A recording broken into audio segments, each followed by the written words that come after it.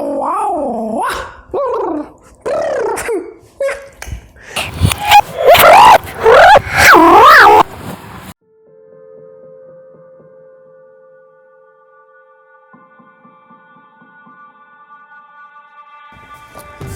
morning, fellow mathematicians, welcome back to another video. Today we are going to do quite the messy Taylor series expansion of this bad boy right here, 1 plus x to the 1/2 power, otherwise known as the square root of 1 plus x.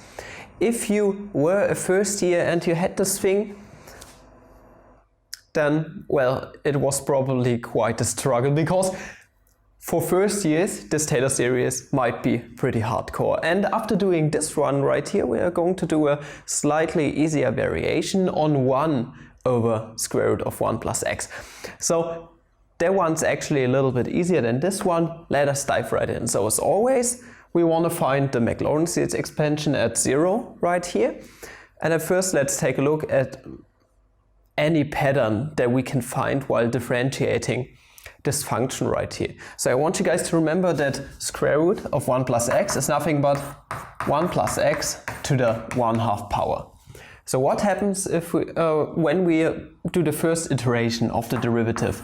So f prime of x is now going to be, okay, dragging the 1/2 down and then reducing the power by 1. Okay, so this is 1/2 times 1 plus x to the negative 1/2 power, and also taking the inner derivative. Right here it's quite trivial. Inner derivative is just 1, so that's already good. So second iteration, f double prime of x. Okay, once again, dragging this negative 1/2 down, and I'm going to write it as follows. This is 1/2 times, okay, let's bring the negative to the front. So negative 1/2 times 1/2, this is the 1/2 that we brought down, times 1 plus x to the negative, okay, reducing the exponent by 1 makes negative 3 over 2. Next iteration, f triple prime of x. Once again, dragging this one down, okay, negative and negative is going to become positive, so we have this factor of 1/2 right here, and also we have 1 times 3 times 2 squared, times 1 over 2 squared, so you see, just dragging this down, times 1 plus x to the negative 5 over 2. Okay, so you see it just doing the power rule over and over again. 2 more iterations just so that you can see a certain pattern. The fourth derivative of f is what? Well, dragging this one down right here, so negative 1/2. Then we have 1 times 3 times 5 over 2 to the 3rd power, 1 plus x to the negative 7 over 2. And the last one, the 5th derivative with respect to x is now, okay, dragging this negative 1 down is going to become positive, so positive 1/2 times 1 times 3 times 5 times 7 over 2 to the 4th power now, times 1 plus x to the negative 9/2. Okay, maybe you can already see why I've written it in this form right here. Let's take a look at this term, for example, and let's see how we can manipulate it actually. So let's take a look at 1/2, 1 times 3 times 5 times 7 over 2 to the 4th power. Okay, this is all we are going to focus at right now, because we want to find a certain pattern. Okay, this up here in the numerator kind of looks like 7 factorial, just with the 2, the 4 and the 6 missing. So why not multiply this fraction by a 1, namely 2 times 4 times 6 over 2 times 4 times 6, to get our desired factorial up here. So multiplying this by 2 times 4 times 6 over 2 times 4 times 6 is going to give us, okay, let's bring this 2 and this 2 to the 4th power together to 1 over 2 to the 5th power. Okay, and now up here we have 7 factorial over 2 times 4 times 6. But what exactly is 2 times 4 times 6? Let's do a little bit of algebraic manipulation. 2 times 4 times 6, they are all even. Why not factor out the 2 on all those terms? So this is going to give us 1 over 2 to the 5th power, 7 factorial over, and now we have 2 times. Okay, if we factor out the 2 on every term, we have 2 times 1. Then we have times 2 times 2, okay? This gets rid of the 4. And then we have times 2 times, well, 3. I've put those in parentheses because you see, we can just use the abelian property of the real numbers to bring those 2's to the front. So this makes 2 times 2 times 2 is 2 to the 3rd power, times 2 to the 5th power is 2 to the 8th power, okay? So this is going to give us 1 over 2 to the 8th power. And then we have 7 factorial over 1 times 2 times 3. It's nothing but 3 factorial. Okay, so you see we have turned this expression right here into something we can actually define using the sum notation, some random n or k in the sum. Okay, let's see if this kind of pattern also holds on this one right here. Okay, so let us take a look at 1/2. 1 times 3 times 5 over 2 to the 3rd power. Okay, 2 to the 3rd power, and this is going to give us 1 over 2 to the 4th power. I'm sorry. Advancing this fraction by 2 times 4 is going to give us 5 factorial up here over 2 times 4. But 2 times 4 is nothing but 2 times 1 times 2 times, 2. This is 2 squared times 2 to the 4th power is going to give us 1 over 2 to the 6th power times 5 factorial over, okay, and this makes 2 factorial. Okay, you see this kind of pattern already holds. So what about our nth derivative? So if we do this differentiation over and over again, what about the nth derivative with respect to x? Let us deal with the easy part at first. Little spoiler alert, our pattern is not going to hold for this term and this term right here. You can easily check that this is not the case. Let's just check the pattern for those terms starting, okay?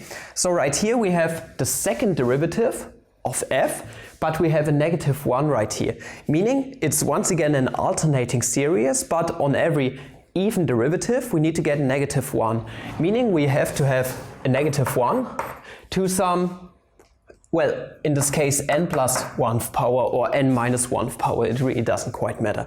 Okay, so we got rid of this alternating part right here. Also, what else do we have? Well, let's deal with the easier one. 1 plus x to the something power.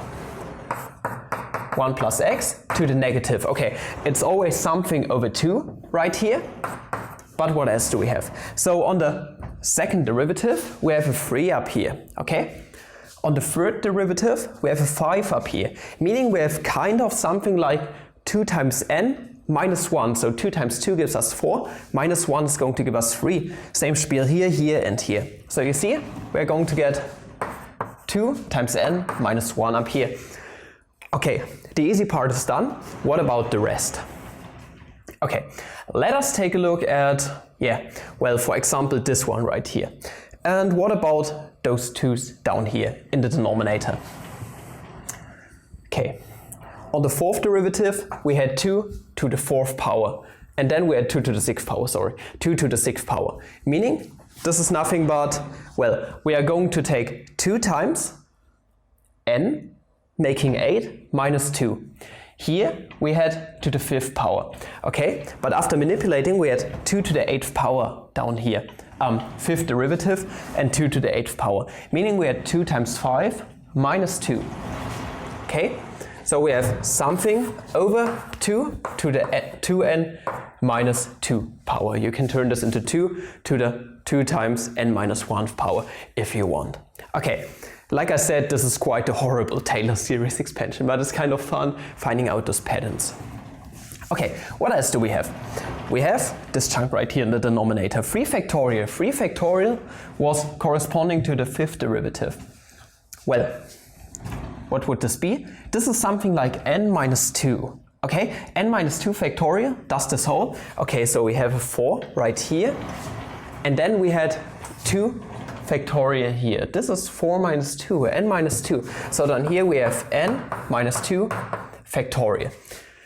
And now, for the exciting part, the numerator. Here we had 7 factorial. And here we had the 5th derivative. Okay, what exactly is this? What happens if we take 2 times 5? This is 10 minus 3, giving us 7. Okay, same spiel here. We had 4. 2 times 4 minus 3 would give us 5. Yeah, well, 5 factorial, this does fit. So this is the pattern right here. It's quite crazy. So we have 2 times n minus 3 factorial. And this is our pattern starting from this term, if I'm not mistaken. We can check for ourselves later. Okay, now don't forget, we are not even done yet. What we have to do, we have to evaluate this right here at 0. Okay? The nth derivative at 0. Well, if we get 0 right here, this is just 1 to the something power, so this whole thing is just 1. So our nth derivative evaluated at 0 is just this chunk right here. So now we can actually find out our f of x, being nothing but, okay, basically it's the infinite sum running from n equals 0 to infinity of the nth derivative evaluated at 0 over n factorial times x to the nth power for the Maclaurin series expansion. But like I said, it doesn't really hold for the first 2 terms, so let's take them into consideration separately. So if we evaluate the 0th derivative, so the function itself at 0, it's just going to give us 1. Okay, so the first part is just 1. Then we are going to have a positive term. If we plug 0 into here, it's just going to give us 1/2 times x. Don't forget your x. We are doing a series expansion, so x to the first power is the second term in this thing. So we get positive x over 2.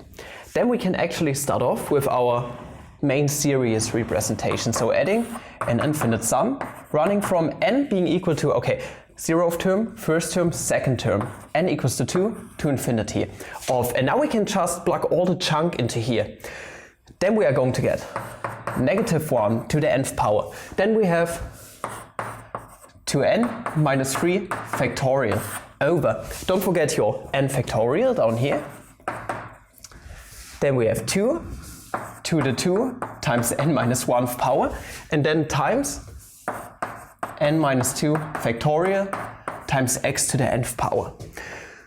Can you see why the first term doesn't hold? So if we plug 1 into here, let's just check, then we get, okay, this is just -1. This wouldn't even hold in the first place. But also if we plug 1 into here, this is 2 minus 3, it's -1 factorial. Down here you would also get -1 factorial, but our series representation already doesn't hold on this term right here, so this already doesn't work. Yeah, and this is our series representation. It was quite some work. It was the hardest series representation I have done up until now on this channel, even harder than the Lambert W function one. And now we are going to deal with its little brother, namely the reciprocal of this thing right here. Let us now take a look at the little brother of the thing we've just evaluated.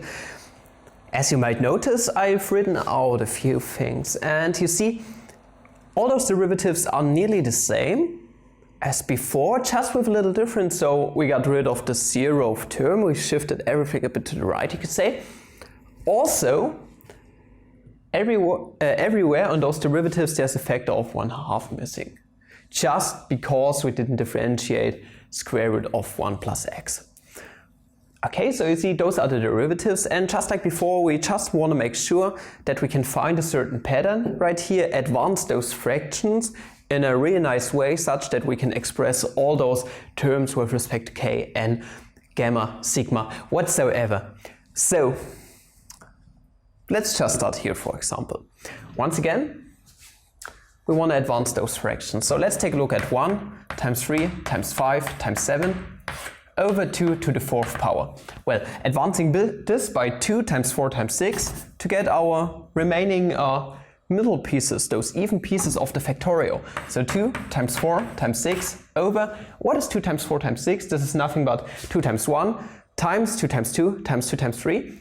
We have 3 factors of 2 in there, so this is 2 to the 3rd power times 3 factorial.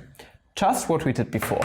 So up here we are going to get 7 factorial over 2 to the 3rd power times 2 to the 4th power is going to give us 2 to the 7th power. This is really nice because those powers are the same as our factorials up here, times 3 factorial down here. Is this the same for this part right here? Okay, let's take a look at 1 times 3 times 5 over 2 to the 3rd power. Once again, advancing this by 2 times 4 over 2 times 4, which is nothing but 2 times 1 times 2 times 2. We have two factors of 2 separately, so this makes 2 squared times 2 factorial. Up here we are going to get, well, 5 factorial over 2 to the 3rd power times 2 squared is nothing but 2 to the 5th power. Hey, this already holds, so this little pattern right here times 2 factorial down here. Okay. How can we put the cave derivative into a formula? Well, let's just find a certain pattern. So on the 4th derivative, we had 7 factorial up here. Also, we had an exponent with a 7 up here. Meaning, what is a 7? 7 is nothing but 2 times 4 minus 1. What about the 3rd derivative? Well, we had a 5 up here. What is a 5? 2 times 3 minus 1.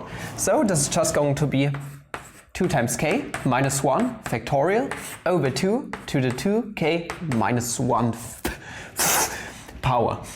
Okay, also we had this 3 factorial down here on the 4th derivative. 3 is nothing but 4 minus 1.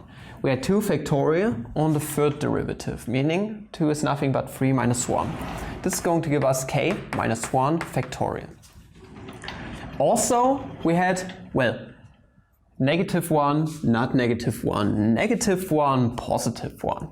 Meaning, once again, an alternating series. On the 0th derivative, we had a positive sign. On the 1st derivative, we had a negative sign. 2nd derivative, positive sign. Meaning this is an alternating series where on all odd terms we are going to get negative 1. So times negative 1 to the just cave power in this case. It just does work out so nicely.